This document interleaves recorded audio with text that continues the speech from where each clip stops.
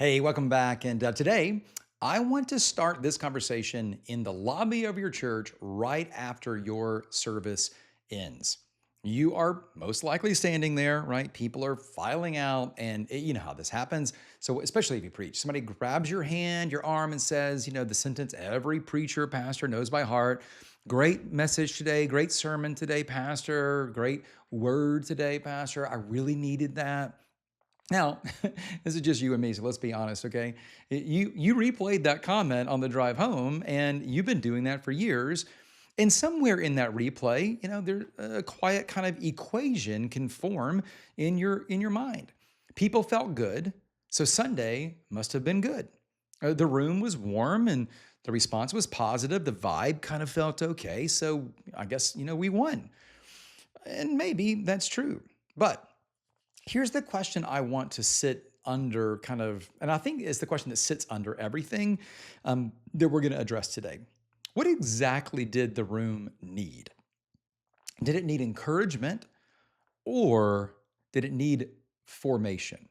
Because those are two very different products.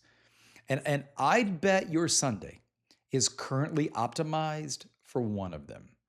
Let me tell you how the drift kind of happens in this space because no pastor decides to preach for applause, right? That's definitely not what we're in it for. The drift is very quiet and it happens so subtly without us even knowing because it starts with feedback. Feedback gives you feelings, and feelings give you data in real time. You can see the feelings filling the room. Like you can hear them at the door. You can read them in the Monday morning text or emails that you may or may not hopefully get. Growth gives you, right, almost nothing in the moment, though.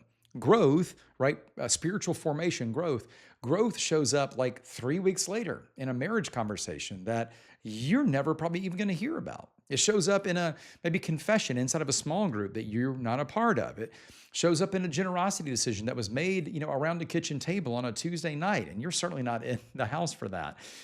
So here's kind of what happens. The available metric becomes the metric, and you start evaluating sermons by response instead of formation. The worship set gets built for lift. The transitions get kind of smooth so nothing lingers too long in the tension. And the whole experience, kind of bends 1 degree at a time towards how people feel at 12:15 on a Sunday. Now, none of this happens on purpose. In fact, that's exactly why it spreads, right? When the easiest thing to measure becomes the only thing that you measure, then the easiest thing wins because it's what you're measuring. Now, let me be very clear about something just for a second, okay? Feeling good and getting grown can happen at the same time and can happen in the same service. In fact, I love it when they do, and I think that they should. I mean, we shouldn't be discouraging just for the sake of trying to help people grow spiritually. That's not the goal here. It's like when people say, well, I don't want to have an attractional church. And I always think, well, what do you want it to be unattractional? The question isn't unattractional. The question is, what is attracting people? And this is the same conversation here. Encouragement is biblical, right? Hope is part of the gospel. But the gospel does more than just lift people. It also confronts people. It forms people. It sends people out with something to do and someone to become. So a Sunday that only kind of lifts is delivering a fraction of the gospel, a fraction of the message, and calling it the whole thing. So, if you're going to remember anything out of this conversation, here's something to think about. A church can encourage everyone and grow no one at the same time. And that's a problem. A church can encourage everyone in the room and grow nobody in the room at the same time. On the blog today, I gave you kind of an evaluation question that can help reverse this drift. And here's the question. What did we ask people to do and was it clear? That was it. What did we ask people to do and was it clear? If you haven't read that yet, you can go to the site and give it a look. In this conversation, I want to go a little bit further than that, a layer deeper than that question, because once you start asking that question, you're going to run into a second problem almost immediately. And the problem is this. There is no single ask that fits your whole room. So you're thinking about spiritual formation, but everybody's at a different place. Like think about who actually sat in the seats in your church last Sunday. Like You had a seeker in the room, hopefully lots of them. Someone who's kind of checking out the church, checking out God, checking out whether any of this is real.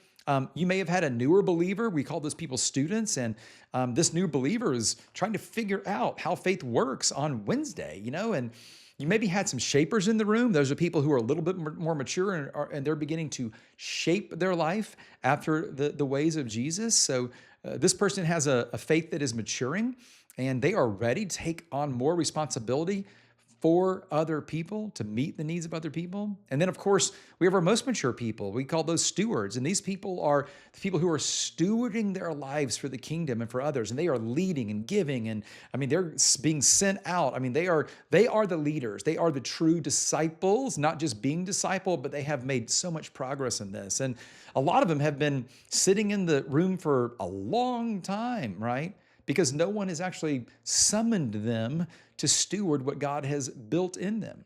So those are four different people. We have those seekers, the students, the shapers, the stewards, four different people, four different levels of readiness, which means the ask that moves one of them can sail right past or bore the other three. So ask a seeker, right, on a Sunday. Ask a seeker to consider joining a small group conversation about curiosity. But if you ask them to join a service team, you're going to scare them off. They're not ready to belong to your kind of, as they're going to see it, the machinery. Their next step is something else. Come back. Join us for the next series. Stick around for 10 minutes after the service and let us get to know you for a second, right? If you ask that most mature person, the steward, to just come back next week, though, you're going to bore them into leaving for somewhere else.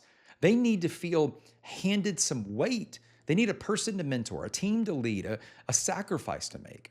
So think about it. When your team starts asking, what did we ask people to do? The next layer is, and who was the ask for? You don't need to make four asks every Sunday. In fact, that's the fastest way to make every ask kind of forgettable.